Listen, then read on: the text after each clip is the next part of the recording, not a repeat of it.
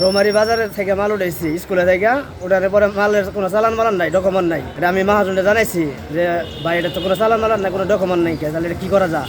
মহাজন আমার বলছে যে গাড়ি তোমার বাড়ির সামনে রাখা দাও, এনে থেকে পরে এটা সমাধান করবো। পরে এটা মহাজন নিজে যায়, গাড়ি আমার নিয়ে গেছিল, পরে প্রশাসন জানাইছে ওরকম কি আসামিও ধরে নিয়ে আসছেন থেকে। পরশুদিন রাত্রে আমার 10টার দিকে রৌমারির উদ্দেশ্যে ভাড়ার উদ্দেশ্যে রওনা হয়, 12,000 টাকা ভাড়ার বইলা। পরে আমার গাড়ি রৌমারির উদ্দেশ্যে কাগজের টিপ বইলা নিয়ে যাওয়া হয়েছে। পরে আমার গাড়ি আমি টিপে পাঠাইছি, পাঠানোর পরে রাত্রেবেলা গাড়ি লুড হয়েছে। লুড হওয়ার পরে আমার ড্রাইভাররা জানাইছে যে গাড়িটা চালান দেয় নাই। পরে আমি আমার ড্রাইভার সাহেবের বলছি তুমি গাড়ি নিয়ে যাওয়ার দরকার নাই, তুমি শেরপুরে কোনো জায়গায় তোমার বাসায় বা টার্মিনালে এসে প্লেস করো, প্লেস করে তুমি ঘুম টুম পারো। সকালবেলা পুলিশ প্রশাসন এই সেই আবি যাবি যা কিছুই আছে এটা চালান মালান দেখে তুমি পরে টিপে যাওয়া।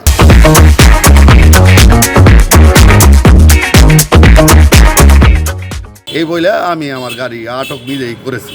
করার পরে আমি ওই যে জায়গায় গাড়িটা ড্রাইভার বাসা ওই থেকে আকরাম আর হইলো দালাল আর কি, উনি গেছে, উনি যায় ওই কথাবার্তা বলছে। বলার পরে আমি গেছি, যায় বলছি যে আমার গাড়ি চালান ছাড়া টিপে যাবে না, এবং কি মাল সরকারি অধিদপ্তরে সরকারি অধিদপ্তরে জমা রাখার একটা ব্যবস্থা করতো। কারণ গেলে এটা সরকারি জিনিস, কারণ আমি সম্পদ কিনছি টাকা পয়সা দিয়ে কষ্ট মষ্ট করে, এই জন্যই আমি গাড়ি আটকে রাখছি। এবং কি আসামি যে আছে রৌমারি থেকে যে কেমনে করে নিয়ে আসানো লাগে, ওই আসামি সহ দৈরা নেওয়ার ব্যবস্থা আমি নিজেই করছি। কারণ এই জন্যই করছি, কারণ দেশ সুরক্ষিত আছে, এই জন্যই ছাত্রদের হাতে আছে দেখেই আমি এই জিনিসটা করা হয়েছে, যাতে শিক্ষা সমস্যা যাতে সঠিকভাবে থাকে। তবে শিক্ষিত মানুষগুলো যে সঠিকভাবে দেশ পরিচালনা করতেছে না, কিছু কিছু শিক্ষক, এদেরকে যাতে সঠিক আইনের আওতায় আইনে সঠিক একটা আইনের বিচার যাতে করা হয়, এটা আমার মূল বক্তব্য। যাতে এসব জিনিস বাচ্চা কাচ্চা যে স্যারেরা শিখালে তো বাচ্চা কাচ্চারা শিখবো, যাতে স্যারেরা ওরমভাবে শিক্ষিত করা হয়, যাতে বাচ্চা কাচ্চা ভবিষ্যৎ বাণিজ্য যাতে উজ্জ্বল হয়। প্রাথমিকভাবে আমরা যেটুকু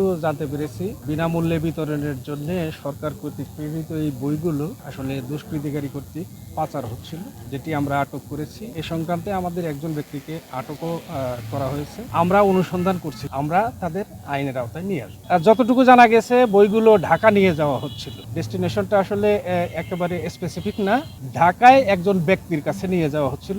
তদন্তের স্বার্থে আমরা নামটা প্রকাশ করছি না, যাতে আমরা ওই ব্যক্তিটাকেও আইনের আওতায় নিয়ে আসি। আটককৃত ব্যক্তির নাম মাইদুল, যার বাড়ি রৌমারি বলে, কুড়িগ্রামের রৌমারি বলে আমরা জানি।